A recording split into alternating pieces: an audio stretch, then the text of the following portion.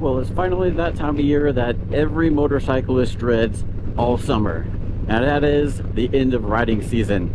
If you're a motorcyclist, you know exactly what I'm talking about. We're right before Thanksgiving, and all the fall leaves have basically fallen, and everything's brown and dead now, and weather's changing. It's getting to where it's pretty cold now, and a lot of people put up their bikes for the year. So what I want to talk about in this video is storing your bike over the winter, what you do, more specifically what I do to do mine. Now, I'm not one of those people that put it away and don't ride it all winter, because man, you get the itch even in the winter time to go ride, especially if you get a nice day that's 50s. Sometimes you'll get a 60s day thrown in there here in the Midwest, so those days you absolutely want to go ride. So with me personally, if it's upper 40s, low 50s, I'm taking this thing out. A couple of things you got to be aware of though is obviously salt and sand in the street if it's after recent snow and it hasn't rained, and wash that stuff off. But typically I'm still going to take my bike out and ride in the winter, not as often because it is cold and we do get really cold snaps here. Last year I think it didn't get above freezing for like 2, almost 3 weeks, so obviously I'm not riding in that type of weather. But like I said, if we get a random nice day, I'll take it out. I don't have heated gear. I just have this jacket with the windbreaker underneath and jeans, and the only thing that gets cold on me is my legs. So I might look into getting something different, some sort of different pants. But it's in the 60s right now. Nice day, but it's the last nice day for the foreseeable future. So I know I'm not going to be probably out riding for a few weeks probably, especially with it getting colder and the holidays coming up. Going to be super busy, and so we're going to talk about kind of specifically what I do. And if you guys want to join the conversation in the comments, let us know what you guys do, if you do winterize your bike, or if you just do some things, if you're not going to be riding for say a couple of weeks or so. That's pretty much what I'm going to be talking about, but everybody's different. If you live in the north of the US, you've already probably winterized your bike because there's been a lot of areas with snow already, and those areas are a little bit different. After I take it for this ride, I'm going to take it back, let the bike cool off for a bit, and then give it a good wash, because there's still quite a bit of dead bugs on here. I like to get it nice and clean if I know I'm not going to be riding for a while. That way when I go for a ride, I got a clean bike, and it just looks better sitting in the garage when it's all nice and shiny.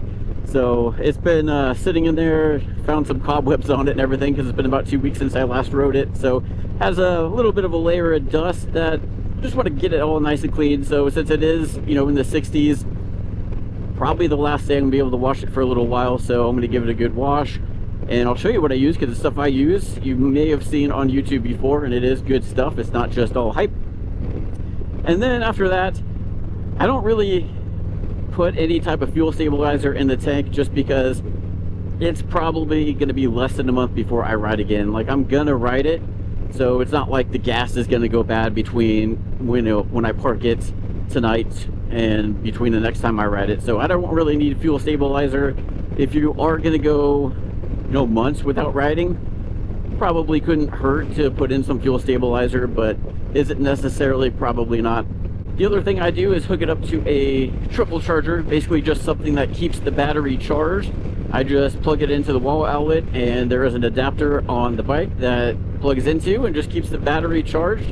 Because if you're not going to be riding for, I would say, more than 2 weeks, you definitely want to do that, because you do not want to go on your first ride after it's been sitting and have a dead battery, because that's no fun. So these trickle chargers are pretty inexpensive. I have one from Harley, and I do have an extended cable on it, so I got plenty of length to plug it in the outlet and run to the bike. So definitely would recommend those to anybody, especially if you're going to go more than 2 weeks at any given time without riding. It's just gonna be better for you, so that way you don't end up with a dead battery while it's sitting there. But man, I've been craving a ride, and I'm glad I'm able to get this last one in, because like I said, it's been a couple weeks, and knowing that the weather is going to be changing here, and then I've still watched YouTube videos of other people taking their bikes out and all this stuff, and it's like, man, it makes me just want to get out and ride. And even though it doesn't look nice as far as scenery wise this time of year, it's still nice to get out and bike and just feel the wind and just go for a ride, because it is a stressful time of year, and wind therapy is a thing. with the time change and everything, it gets dark about 5 o'clock. By the time next month hits, it'll be 4:30 before it gets dark. So usually during the summertime, after work, I get off around 4:30. I have plenty of time to go ride before it gets dark. This time of year, I can't, because by the time I get off work, it's already dark and cold. So I don't want to be riding at night. So yeah, it's nice to be able to have a weekend where I have some free time to take it out. And this bike started right up, no problems. I do let it warm up for about 30 to 60 seconds, you know, if I haven't ridden it in a while. That's debatable on if you should let your bike warm up or not. There's a lot of controversy over that, but hey, it can't hurt, right? Just to have it turn on and run for 30 to 60 seconds, get the oil up to temperature and everything. But some people will kind of like do with their cars and let it run for like several minutes. Probably not needed, but hey, if that's what you do, you do you. So one of the recent videos where I was answering your guys' questions, I was actually talking about my helmet, and this is a great helmet and I would recommend it. However, of course, now that I've made that video, they are no longer making this helmet. It is currently on a closeout special and has been for a while now. Normally it was like 500 and some bucks. It's now on a closeout special for $399, and it is the Schubert C3 Pro. So love it. It's modular. It's supposedly the quietest modular helmet. I don't know if that's true or not, but it does seem a little quieter than my HJC one from Harley. It also fits better because the Harley one was too big.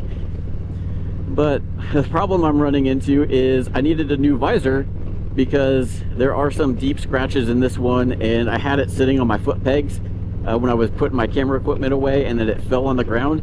Like not even that far of a distance to fall on the ground, and I got some deep gouges in the visor, which normally isn't a big deal, but it's like right in my line of sight. It's super annoying. So I wanted to get a new visor. They're pretty easy to swap out. However, the clear ones, because this helmet is discontinued, they are out of stock and they're not making them anymore, which sucks because people still have these helmets and they need replacement parts. So I'm hoping that even though it's discontinued, that they're still going to have those in stock. So what I had to do is actually buy a mirrored one. They had several different other options. Like they had like a dark smoke, probably a little bit darker than a tint on my windshield. And then they had a blue tinted one, and then like a different mirror colored one. So I ended up going with the blue mirror one. Interested to see how that's actually going to work because I wear sunglasses, so I don't necessarily need a tinted visor. But the other thing on that is there's pros and cons. Pros are it definitely is going to keep you cooler in the summertime when, you know, the sun is blaring on you, just this clear windshield, all that stuff is just going right into you, hitting you on the face, warming the inside of the helmet up. And yeah, you do feel that. And then there's a lot of glares on the clear visor. The tinted mirror one should prevent that. Hopefully it'll prevent the glares, but it'll also keep you cooler because it's helping block out the sun from coming in and heating the inside of the helmet up. The con to that is you really can't ride at night with that visor. So I don't do a lot of night riding anyway, but there are times where I'm out riding and by the time I get back it's dark. So we'll see how that goes. I can, you know, since I do wear glasses, I can just flip the visor open and be fine. But the blue mirror one should be coming next week, just in time for me to not be riding. So I'll at least be able to get it installed and see what it feels like, and whenever it warms up again, take it out and try it. But it does suck this time of year because then, you know, it does get darker earlier, and if I'm out riding and it's cold, I like having the visor down, but in that situation I'll have to have it up or something. So we'll see. Maybe I'll be able to keep this visor like in a soft bag in my saddlebags and swap them out. Really? Asshole. Man, it is crazy crosswinds right now. And it's not that big of a deal. Like, you know, you just kind of deal with that on a bike and it's fine. But when you're trying to record a video and you have all this wind noise that you're dealing with in your helmet, it's kind of harder to do just because you can't gather your thoughts. You got all this noise in your helmet, and I'm hoping the audio is going to be okay. It's a little bit of noise cancellation. Yeah, there is you can't see it, but kind of a nice crosswind going. But hey, I'll take windy as long as it's warm enough to go out and ride. But if you guys recommend any sort of like pants for winter riding other than jeans, I've tried wearing like something underneath the jeans, like I don't know, like the Under Armour stuff, but I don't know, it kind of helps, but not really. So I don't know if I want to get heated gear. I don't know if there's any other options, or let me know what you guys use. Heated gear is the thing, but I don't know if I want to deal with all the cords and all that stuff. Like I said, my torso upper body is fine, even, you know, if it's 40s or 50s, I'll wear a hoodie under this, and with that windbreaker, I'm fine. Got the fairing that blocks a majority of the winds, but it's my legs that get cold. So it's funny because by the end of a ride, when it's like 40 or 50, my legs are like, my skin's numb just from the cold wind. So I don't know, would heated pants be, can you do just heated pants? I don't know. Let me know down in the comments. That would be something to explore, I guess. That way I get more ride time in the wintertime. One thing that I hate about riding in the wintertime, other than, you know, the sand and salt on the streets, is the potholes. Man, the potholes get terrible here.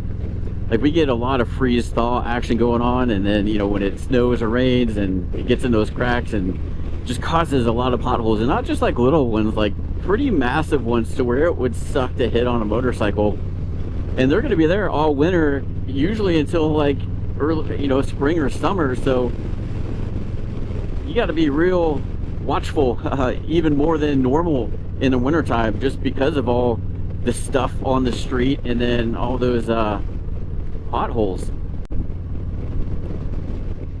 All right, so now that the bike has cooled down, it's time to start the wash. So I actually have been using the Blockhead Moto wash kit. I've been using this all summer and it's been awesome. It came with, like, you could buy these individually, but it came with a kit with all this stuff, and I think there's another one in there as well. But so far these have worked well. You have the Moto suds, basically that's just to wash the bike. You got the wheel and tire cleaner. And then this quick detailer stuff I use all the time. I'll even use it afterwards to kind of give it a nice finish shine. And then I'll use these towels here from Harley Davidson to dry it off, and then use this quick detailer on there to get it a nice shine finish.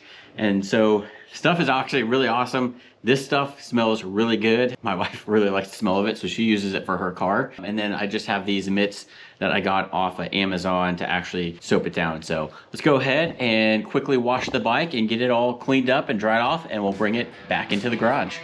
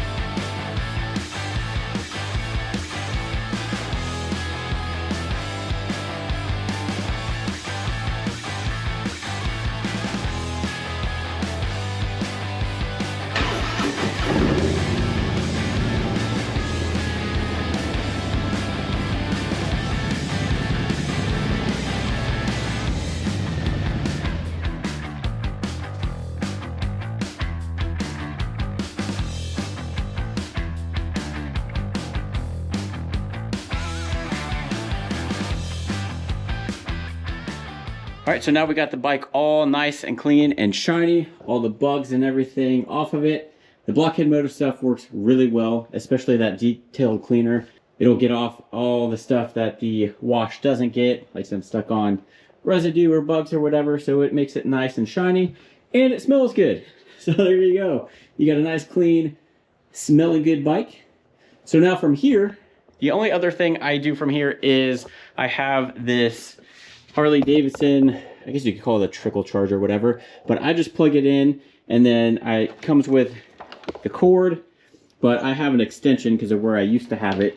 And then all I do from here is, here on the bike is the adapter, and you just literally plug it in. And then on here, if it's red, that means it's charging. And then once it turns green, which it should here in just a few seconds, that'll mean it's good to go, and it'll just kind of stay there and keep the battery charged until you are ready to ride again. And because the Harley kickstands really suck, I recommend getting these kickstand pucks. They're really cheap. I think this one was $6 or $7 from the dealership. And it just is something that the kickstand sits on. Gives it a little bit more stability, especially if you are parking on gravel, asphalt, the garage floor, because I was getting some scratches from the kickstand on the garage floor. But this definitely helps make the bike feel a little bit sturdier on the kickstand using the kickstand puck. And that's pretty much all I do to get this thing ready to sit for a little while. Again, I'm not going to have this thing sitting for several months. If so, I probably would add some fuel stabilizer, because I'll probably be riding this, in a couple weeks or so, and every few weeks throughout the winter time when a nice day pops up. That's really all I do. Make sure I get a nice good clean, because who knows when it's going to be warm enough to actually use the hose here at home.